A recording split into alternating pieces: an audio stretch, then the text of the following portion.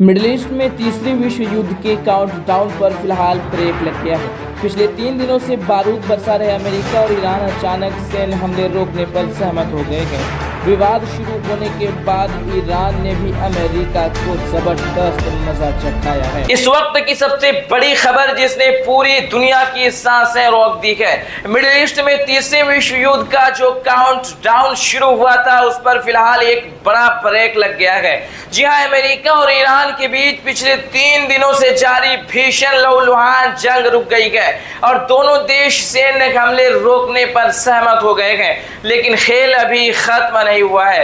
युद्ध रुकने से ठीक पहले अमेरिकी राष्ट्रपति डोनाल्ड ट्रंप ने ईरान को खुली धमकी दी कि अगर ईरान नहीं सुधरा तो उसे नक्शे से ही मिटा दिया जाएगा। वह ईरान की IRGC ने भी पलटवार करते हुए कहा कि अमेरिका को इसका भारी नुकसान उठाना पड़ेगा। अगले 24 घंटे में ऐसा क्या हुआ कि अचानक दोनों देश बातचीत की मेज पर आ गए। देखिए हमारी इस खास रिपोर्ट्स में। इस महातनाव की शुरुआत 23 जून को हुई जब संयुक्त राष्ट्र ने होर्मुज स्ट्रेट में फंसे जहाजों के लिए नए रास्तों का ऐलान किया और ईरान ने इसे सिरे से खारिज कर दिया। 25 जून ओमान के तट पर एवर लवली जहाज पर एक संदिग्ध ड्रोन हमला होता है। 26 जून बौखलाए अमेरिका ने इसे समझौते का उल्लंघन माना और ईरान के मिसाइल, ड्रोन और रडार ठिकानों पर ताबड़तोड़ हवाई हमले कर दिए।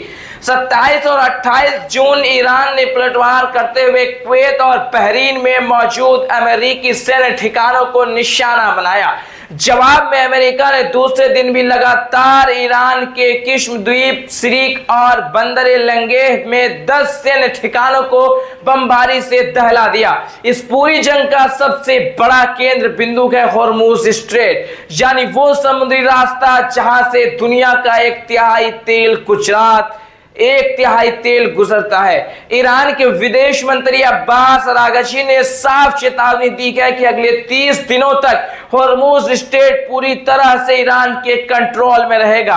हालांकि नए समझौते के तहत दोनों पक्ष इस बात पर राजी हुए हैं कि व्यावसायिक जहाजों की आवाजाही को नहीं रोका जाएगा। इसी बीच ईरान ने ओमान के साथ मस्कट में एक सीक्रेट ज्वाइंट होर्मुज कमेटी की बैठक की है। ईरान के उप विदेश मंत्री काज़ेम गरीबाबादी ने ओमान के विशेष राजदूत से मिलकर तेहरान वाशिंगटन समझौते MOU के तहत होर्मुज के भविष्य के प्रबंधन पर बेहद अहम चर्चा की है। अब इस महाविवाद को सुलझाने के लिए पर्दे के पीछे से 4 बड़ी हाई वोल्टेज कमेटियां बनाई गई है। हाई लेवल कमेटी, इसकी कमान सीधे अमेरिका की तरफ से JD वैंस और ईरान की तरफ से मुख्य वार्ताकार मोहम्मद बगैर गालिबाफ के हाथों में है। इस कमेटी का लक्ष्य है 60 दिनों के भीतर अंतिम समझौते तक पहुंचना। लीड वर्किंग ग्रुप्स, इसमें दोनों देशों के परमाणु एक्सपर्ट्स और आर्थिक सलाहकार शामिल हैं।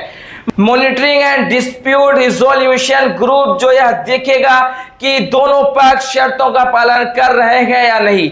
डी-कॉन्फ्लिक्शन रिडक्शन सेल, इस सेल के तहत सैन्य तनाव रोकने के लिए होर्मुज में जहाजों की सुरक्षित आवाजाही हेतु एक स्पेशल हॉटलाइन भी स्थापित की गई है। हालांकि ईरान के उप विदेश मंत्री गरीबाबादी ने साफ किया है कि कतर के साथ वादों को लागू करने पर चर्चा जारी है, लेकिन इस हफ्ते तकनीकी स्तर की कोई सीधी बैठक दोहा में नहीं होने जा रही है।